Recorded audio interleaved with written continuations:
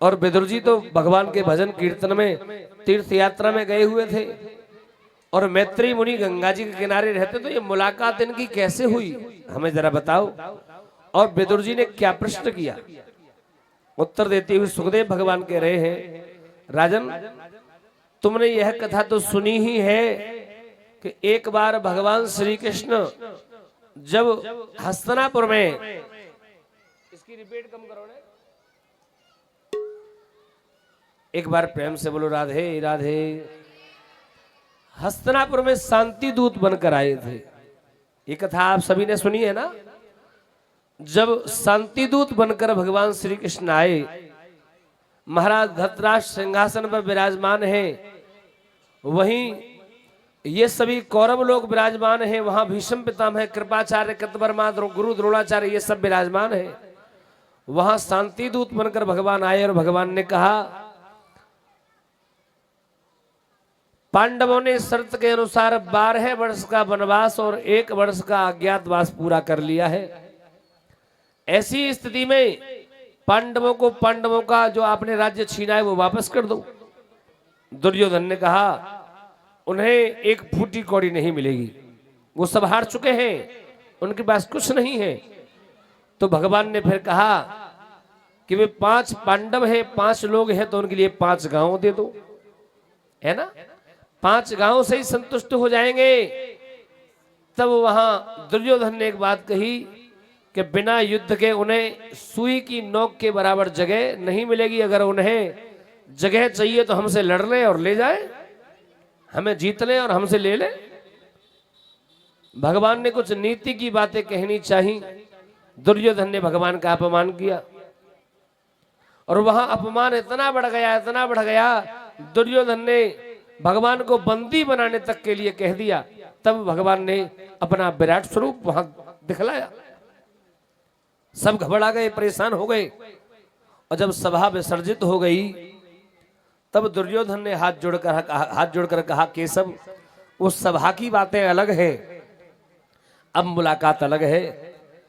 मैंने तुम्हारे लिए खास 56 प्रकार के व्यंजन बनवाए हैं, चलो 56 प्रकार के व्यंजनों का पान करो। तब भगवान ने कहा, देखो दुर्योधन, 2 ही स्थिति में भोजन होता है, या तो खाने वाले को बहुत तेज भूख लग रही हो, या फिर खिलाने वाले के मन में प्रेम हो। जब खिलाने वाले के मन में प्रेम होता है तो भरे पेट पर भी कभी कभी 1 आधी रोटी खा ली जाती है। न तो मुझे भूख लग रही है और न तुम्हारे मन में प्रेम, तुम्हारे मन में प्रेम भी नहीं है और मुझे भूख नहीं है। और वैसे भी आज शाम का भोजन तो मेरा विदुर काका के यहाँ है, विदुर जी के यहाँ है। विदुर जी ने वहीं खड़े थे, विदुर जी ने विचार किया, मैंने कब न्योता दिया। फिर भी जब कन्हैया कह रहा है तो इंतजाम तो करना ही पड़ेगा।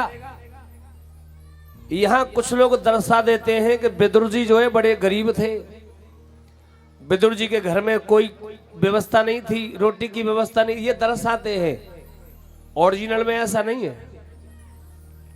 आप कल्पना करके देखिए, जो एक राज्य का महामंत्री हो, क्या उसके घर में खाने को अन्न नहीं होगा?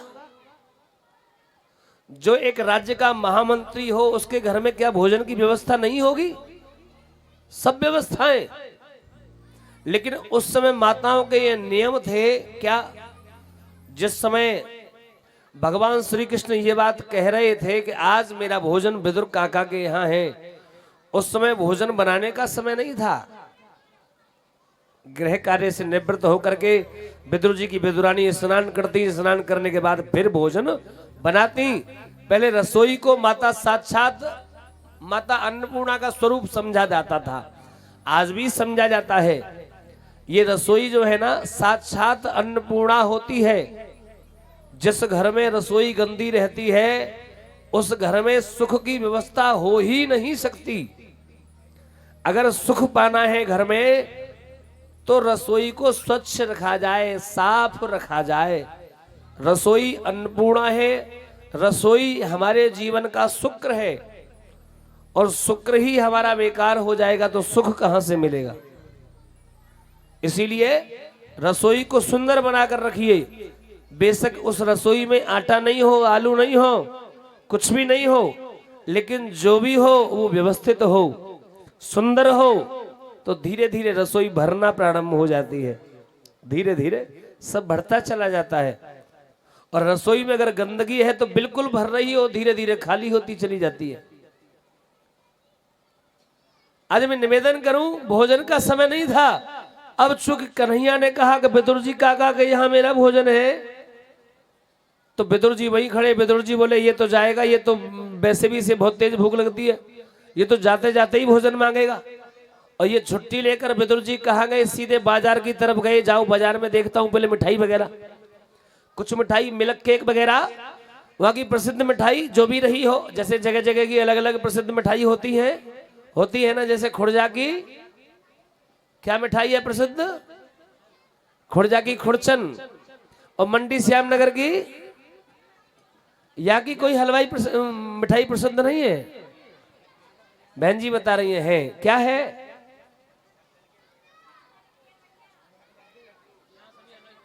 जी सभी हलवाई फेमस है, लेकिन मिठाई भी तो कोई फेमस रही होगी यहाँ की। भाई मंडी श्यामनगर है, यहाँ तो सब मिठाई बढ़िया मिलती है। कहीं का कलाकंद बड़ा मशहूर होता है, कहीं की चमचम बड़ी प्रसिद्ध होती है, और कहीं के देखो पेड़े बड़े सुंदर प्रसिद्ध होते हैं, कहीं का पेठा बड़ा प्रसिद्ध होता है, कहीं के पापड़ है जी, हापुड़ के ये अक्सर कर सुने हैं कि नहीं सुने हैं। और बरेली के बेर बड़े प्रसिद्ध रहे, हापुड़ के पापड़ बरेली के बेर, ऐसा कहा जाता था पहले कभी। बोलो प्रेम से राधे राधे। मैं निवेदन करूं, यहाँ वहां प्रसिद्ध मिठाई देखने के लिए विदुर जी चले गए, और कन्हैया जी यहां से विदा लेकर सीधे डायरेक्ट विदुर जी के यहाँ। अब विदुरानी जो काकी थी, वो काकी स्नान कर रही थी। इनके घर में ये दो ही सदस्य थे, विदुर जी और विदुरानी। काकी, उनको काकी कहते थे भगवान विदुरानी को। ये स्नान कर रही थी, और भगवान ने जैसे ही दरवाजा खटखटाया तो अंदर से आवाज लगाई, कौन है? कन्हैया ने द्वार पर कह दिया, मैं हूं कन्हैया, काना, कृष्ण। अब ये विदुरानी काकी बड़ी पागल रहती थी कन्हैया के लिए, कभी तो घर आ जाए, कभी तो घर आए, कभी घर आए, क्योंकि लीलाएं सुनती थी। विदुर जी लीलाएं बताते थे, और विदुरानी सुनती थी, तो और सुनते सुनते प्रेम हुआ था, सुनते सुनते बहुत प्रेम हो गया था।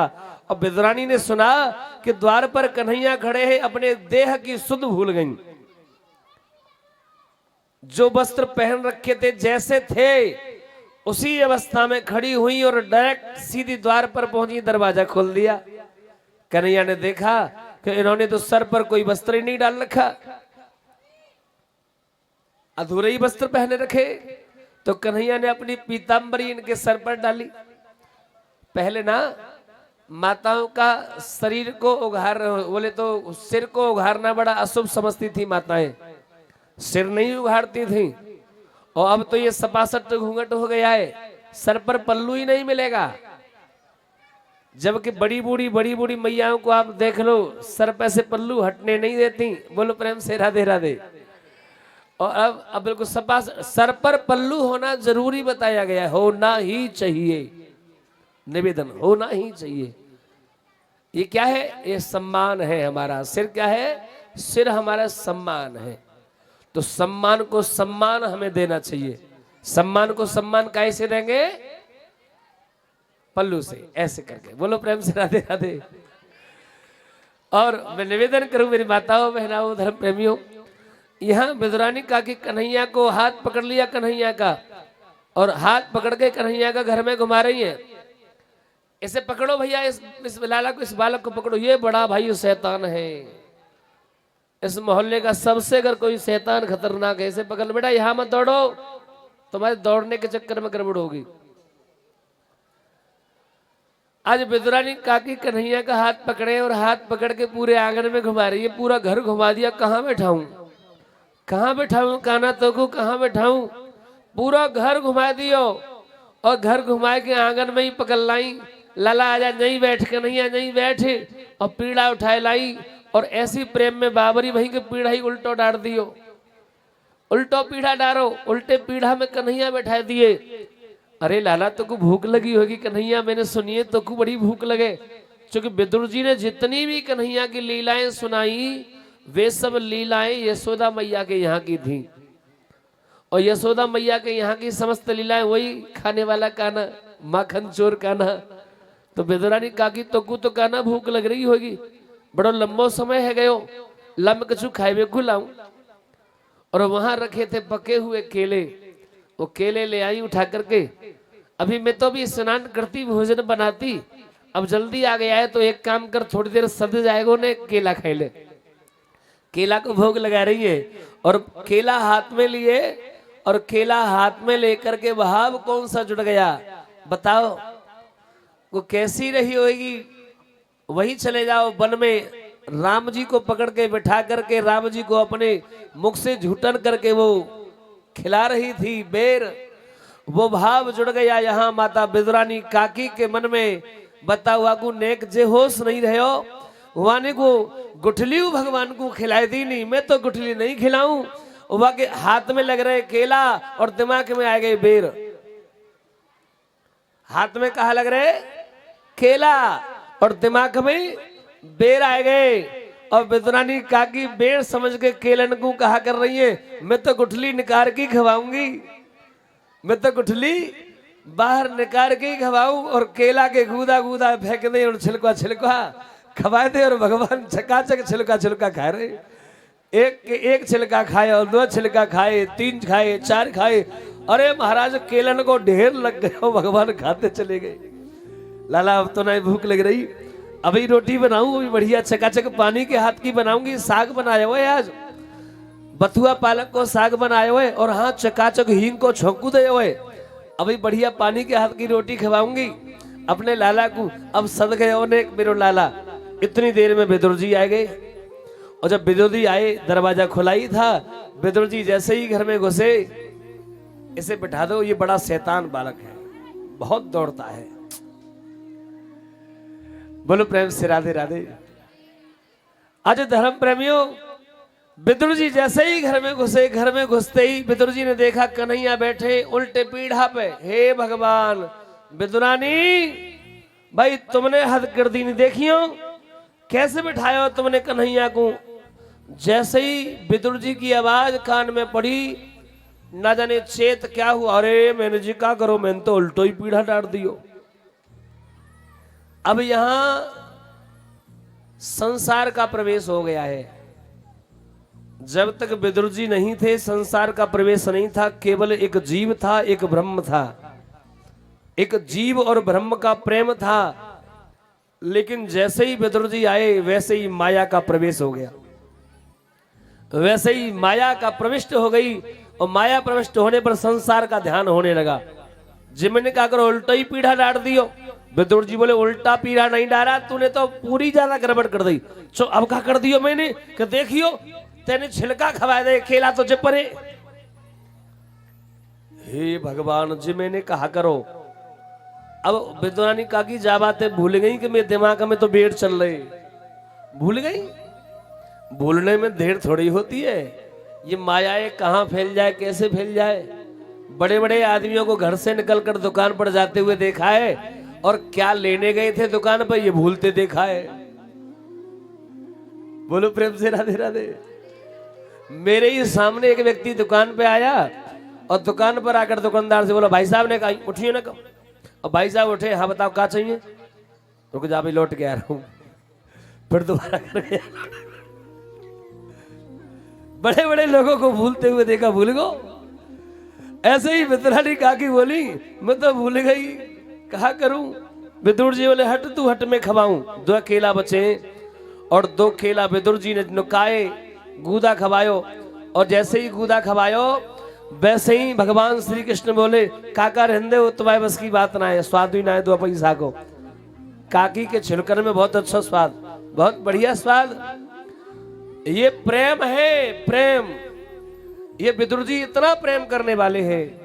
और एक बार जब भगवान चले गए, अगले दिन सभा लगी, तो अगले दिन सभा में धृतराष्ट्र को समझा रहे थे। राजाएं धृतराष्ट्र इनको समझा रहे थे विदुर जी का आप ठीक नहीं कर रहे, आप पुत्र वो हमें मौन रहते हैं, आपका पुत्र न जाने क्या कर रहा है, बताओ कन्हैया का अपमान कर दिया।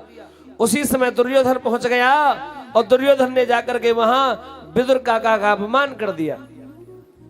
इतना भयंकर अपमान, इतना भयंकर अपमान विदुर जी सह नहीं पाए। विदुर जी ने अपना धनुष, जो धनुष मिला था, वो धनुष, तरकस, तलवार जो भी सब द्वार पर रख दिया, सामने रख दिया, देहली को पूजा और हाथ जोड़कर धतराष्ट्र से क्षमा मांगते हुए मैं अपने मंत्री पद से त्याग पत्र दे रहा हूं, अब तुम जानो और तुम्हारा काम जाने।